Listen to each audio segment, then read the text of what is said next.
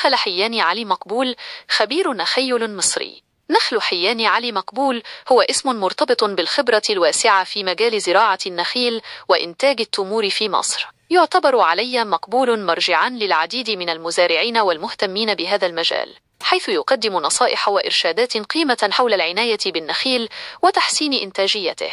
ما الذي يميز علي مقبول؟ الخبرة العميقة. يتمتع بخبرة واسعة في مجال زراعة النخيل، اكتسبها من خلال سنوات طويلة من العمل الميداني والدراسة المستمرة. المحتوى الشامل. يقدم محتوى متنوعا يشمل النصائح حول اختيار أصناف النخيل المناسبة، طرق الزراعة والعناية، مكافحة الآفات والأمراض، وحصاد وتعبئة التمور. الوصول السهل للمعلومات. يتوفر محتواه عبر قنوات مختلفة مثل يوتيوب، حيث يقدم فيديوهات تعليمية شاملة وسهلة الفهم. الشغف بنقل المعرفة. يسعى لنقل خبراته إلى أكبر عدد ممكن من المزارعين، مما يساهم في تطوير قطاع زراعة النخيل في مصر. لماذا يعتبر علي مقبول مرجع في مجال النخيل؟ المصداقية.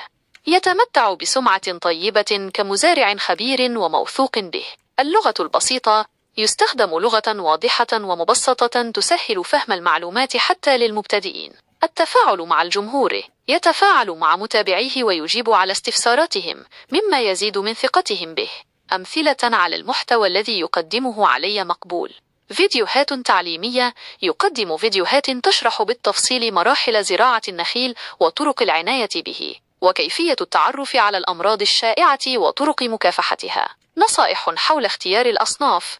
يساعد المزارعين في اختيار أفضل أصناف النخيل التي تناسب ظروفهم المناخية والتربة. دراسات جدوى. يقدم دراسات جدوى حول زراعة النخيل، مما يساعد المزارعين على اتخاذ قرارات استثمارية صائبة. كيف تستفيد من معلومات علي مقبول؟ يمكنك الاستفادة من معلومات علي مقبول من خلال متابعة قناته على يوتيوب، ستجد فيها الكثير من الفيديوهات المفيدة والتعليمية. التواصل معه مباشرة.